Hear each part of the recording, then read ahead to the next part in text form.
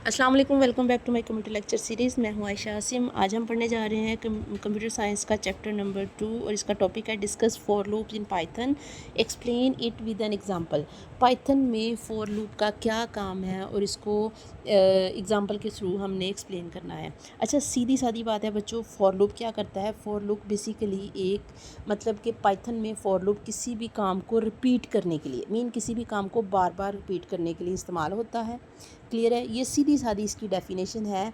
ये लूप एक sequence value की लिस्ट पर चलता है। क्लियर है कि कोई भी आपने वैल्यू को सीक्वेंस लिस्ट में चलाना है ना, तो वहाँ पे फॉर लूप इस्तेमाल होगा और हर वैल्यू को एक एक करके यूज़ करता है। बस फॉर लूप क्या है जी? The for loop execute one or more statement for a specified number of time. Clear? This loop is also called counter loop. For loop को हम काउंटर लूप भी कहते हैं and it is the flexible and most frequently used loop. ये बहुत ही flexible loop है, आप इसको जितना मर्ज़ी चला लो और बहुत ज़्यादा इस्तेमाल होता है। ठीक है, इसका सिंटैक्स अगर देखें तो हमारे पास इसका सिंटैक्स क्या है? Very first the syntax for this loop is for. Very first हम फॉर की कमांड लगाएंगे, देन वेरिएबल इन, उसके बाद वैल्यूज़। जितनी भी आपके पास वैल्यू 1 है, वैल्यू 2 है, वैल्यू जितनी बार आपने किसी वैल्यू को रिपीट करना है या जितनी भी वैल्यूज़ को लगाना है, तो हमें सिर्फ एक बार फॉर लूप की कमांड लगानी पड़ेगी। फॉर लूप का कीवर्ड एक बार ही लगाना पड़ेगा। ठीक है, उसके बाद आपकी स्टेटमेंट्स होंगी जो आपने शो करवानी है। बस ये इसका सिंटैक्स है। फॉर क्या है भाई? फॉर एक कीवर्ड है। It is the keyword that indicate the for loop. For क्या है? फॉर एक कीवर्ड है, ये रिजर्व वर्ड है, ये बना बनाया है। इसको हम सिर्फ लूप के लिए यूज़ कर सकते हैं। इसको हम कोई वेरिएबल के तौर पे इसको यूज़ नहीं कर सकते। इसको आप किसी कांस्टेंट के तौर पर यूज़ नहीं कर सकते। किसी ऑपरेटर के तौर पर यूज़ नहीं कर सकते। ये क्या है? ये एक कीवर्ड है। वेरिएबल क्या है? It indicate the name of the variable use with for loop. अब वेरिएबल क्या है? ये वो चीज़ है जिसको आपने फॉर लूप के साथ यूज़ करना है। इन क्या है भाई? It indicate the keyword. ये कीवर्ड को इंडिकेट करेगा जिसमें आपकी लिस्ट की वैल्यू, जिस लिस्ट में आपकी वैल्यूज़ होंगी। देन वैल्यूज़ क्या है? The number of values indicate the number of times for loop. ठीक हो गया। उसके बाद स्टेटमेंट्स, स्टेटमेंट जो आपने देनी है, इट इंडिकेट द स्टेटमेंट्स और सेट ऑफ स्टेटमेंट। या तो कोई एक स्टेटमेंट होगी या फिर स्टेटमेंट्स का सेट होगा। ठीक है, जिसको आपने एग्जीक्यूट करना है। और लास्ट पे अब हमारे पास क्या आता है जी? इसकी एग्जांपल आती है। एग्जांपल में हम क्या करते हैं, जैसे देखिए हमारे पास the following example display counting from 1 to 5 with for loop. For loop को यूज़ करते हुए हमने काउंटिंग को डिस्प्ले करवाना है 1 से 5 तक। हमने फॉर लूप की कमांड लगाई, हमने फॉर लूप का कीवर्ड लगाया। एन क्या है? एन वेरिएबल है। इन क्या है? इन हमने ऊपर पढ़ा, इंडिकेट करता है कीवर्ड को before the list of variable. ठीक है, उसके बाद जी हमने ब्रैकेट्स में बता दिए कि कितनी बार वो कमांड चलानी है, 1 2 3 4 5। क्लियर है? अब प्रिंट के फंक्शन में हमने किस चीज़ को प्रिंट करवाना है? एन को। क्यों? एन क्या है? एन वेरिएबल है और फॉर लूप में एन की वैल्यू बार बार क्या होगी? रिपीट होगी। अच्छा जी, आउटपुट हमारे पास आनी चाहिए 1 2 3 4 5। अब इसमें क्या हो रहा है? स्टेप बाय स्टेप अगर इसको एक्सप्लेन करके बताऊं तो स्टेप बाय स्टेप एक्सप्लेनेशन में देखें, फॉर क्या है? ये कीवर्ड है जो लूप शुरू करता है। ठीक है, एन क्या है? ये वेरिएबल है, ये हर बार नई वैल्यू स्टोर करेगा। ये नई हर बार नई वैल्यूज़ को स्टोर करेगा। पहली बार n इज़ इक्वल टू 1, दूसरी बार n इज़ इक्वल टू 2, इसी तरह मतलब सो ऑन चलता रहेगा जब तक जो आपकी कंडीशन है। ठीक है, इन क्या है? ये वैल्यू कीवर्ड की वैल्यूज़ के साथ वेरिएबल को कनेक्ट करता है। ठीक है, कीवर्ड की जो भी वैल्यू होगी उसके साथ वेरिएबल को इसने कनेक्ट करना है कि वेरिएबल को कौन सी वैल्यू दी है और उसके साथ कौन सा कीवर्ड लगाया है। ठीक हो गया। उसके वजह से देखिए हमने वैल्यूज़ कौन सी दी है? 1 2 3 4 एंड 5। ये वैल्यूज़ हैं, यहाँ 5 वैल्यूज़ हैं, इसलिए लूप भी कितनी बार चलेगा?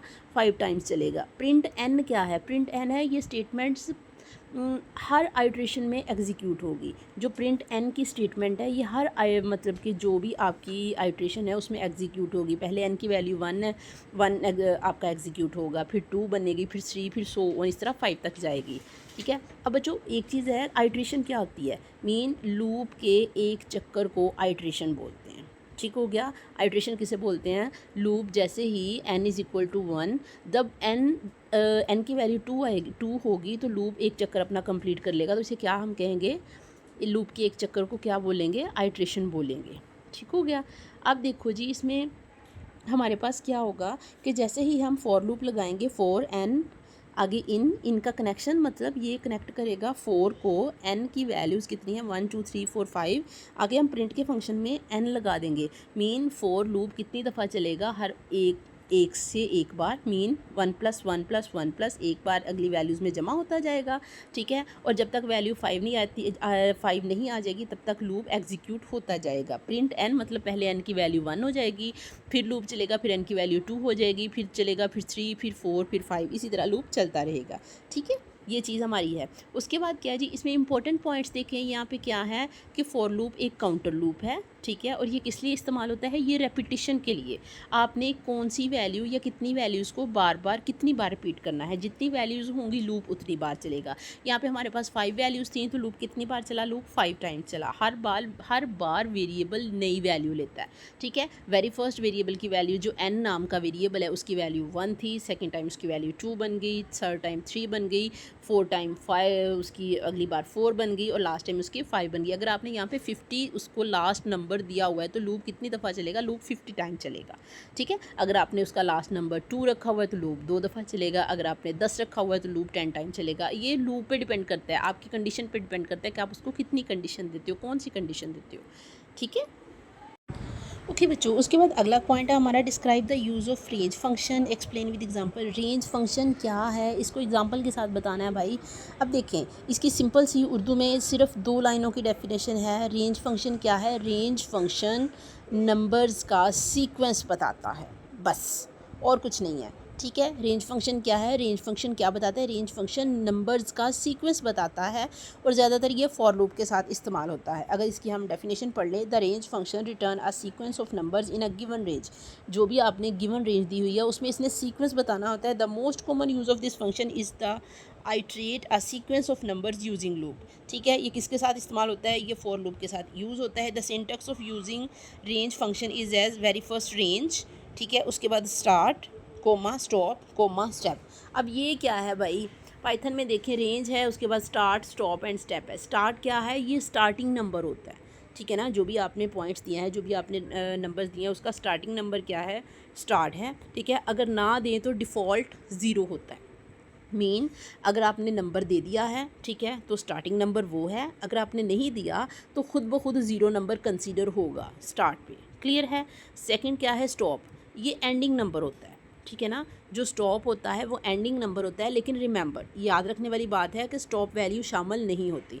मीन अगर स्टॉप वैल्यू आपने 5 दी है, 10 दी है, 13 दी है, तो आपका जो आंसर आएगा वो 12 तक आएगा। 5 दी है तो आंसर 4 तक आएगा, 20 दी है तो आंसर 19 तक आएगा, ठीक है। स्टॉप क्या है, ये एंडिंग नंबर होता है लेकिन एंडिंग वैल्यू शामिल नहीं होती, क्लियर हो गया। स्टॉप वैल्यू शामिल नहीं होती। स्टेप क्या है, स्टेप बच्चों ये गैप या इंक्रीमेंट बताता है, ठीक है ना। स्टेप क्या बताता है, ये गैप बताता है, ठीक है, या फिर इंक्रीमेंट बताता है। और डिफ़ॉल्ट स्टेप क्या होता है, 1 होता है।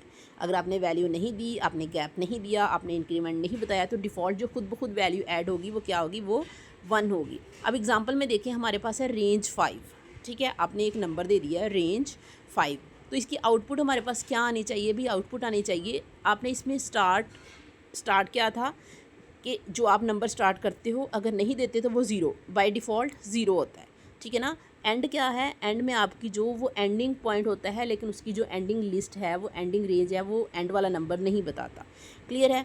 अब क्या है जी, पाइथन में आपने रेंज 5 दे दिया है, पाइथन में आपने एक क्वेश्चन दे दिया है रेंज 5, तो यहाँ पे हमारा starting number 0 by default, 1 2 3 and 4। इसका एंडिंग पॉइंट जो स्टॉप नंबर है वो क्या है, 5, लेकिन वो इसमें ऐड नहीं होगा। क्यों भाई, क्योंकि स्टार्ट नहीं दिया गया, डिफ़ॉल्ट हमने 0 ले लिया। स्टॉप 5 है तो स्टॉप शामिल नहीं होगा, इसलिए आउटपुट आपके पास क्या आएगी, 0 to 4, ये वाली आउटपुट आएगी। अच्छा जी, उसके बाद देखिए हमारी एग्जांपल 2 में है, पाइथन में हमने एक क्वेश्चन दिया है रेंज 5, रेंज आगे ब्रैकेट डाल के 1 एंड कोमा लगा के 5। अब इसमें देखें, इसमें हमारा आंसर देखें क्या आता है, आउटपुट हमारे पास क्या आएगी, 1 2 3 4 एंड 5, 1 2 3 एंड 4। क्यों भाई, क्योंकि स्टार्टिंग पॉइंट हमने दिया हुआ है 1, ठीक है। एंडिंग पॉइंट जो स्टॉप पॉइंट है वो क्या है, 5। तो हमें पता है अगर स्टार्टिंग पॉइंट नहीं दिया होता तो बाय डिफ़ॉल्ट हम 0 लेते हैं, ठीक है। लेकिन यहाँ पे हमें 1 दिया हुआ है और एंडिंग पॉइंट क्या होता है, एंडिंग पॉइंट जो भी दिया हो उसको हम ऐड नहीं करते, सो 5 शामिल नहीं होगा। तो हमारे पास इसका क्या आएगा, जो आंसर आएगा वो क्या होगा, 1 2 3 एंड 4, क्लियर हो गया। एग्जाम्पल 3 में बच्चों अगर देखो हमारे पास रेंज क्या है, 1 10 एंड 2। अब यहाँ पे देखें जी, क्या हमारे पास इसका आंसर क्या आएगा, आउटपुट हमारे पास जो आएगी 1। अच्छा जी, हमारे पास क्या है 1, 10 एंड 2 है। अब इसकी जो आउटपुट आएगी वो क्या आएगी 1, 3, 5, 7 एंड 9। लेकिन कैसे, ठीक है ना। देखें हमें क्या हुआ है, हमें स्टार्टिंग पॉइंट क्या दिया हुआ है 1, ठीक है। उसके बाद स्टॉप है तो स्टॉप पॉइंट क्या दिया हुआ है 10, ठीक है। उसके बाद अगला जो स्टेप है, मीन जो गैप है वो क्या दिया हुआ है, वो 2 दिया हुआ है। तो इसका मीन क्या होगा कि हर बार हमने 2 का जंप करना होगा, ठीक है। तो हम क्या करेंगे जी, 1, उसके बाद 2 का जंप करो, 2 एंड 3, ठीक है, 4 एंड 5, 6 एंड 7, 8 एंड 9, ठीक है। तो 10 लास्ट पॉइंट है भाई, 10 हमने नहीं लिखना। क्लियर है। ये होता है बच्चों रेंज फंक्शन। ठीक हो गया। आई होप आपको मेरे लेक्चर की समझ आई होगी, ठीक है। अगर कोई भी क्वेश्चन हो तो आपने कमेंट सेक्शन में ज़रूर पूछना है, और अगर आपको लेक्चर अच्छा लगे, आपको लेक्चर की समझ आई हो तो आपने लाइक और शेयर ज़रूर करना है। Thank you so much. Okay जी, मिलते हैं अगले टॉपिक में। अल्लाह हाफिज़।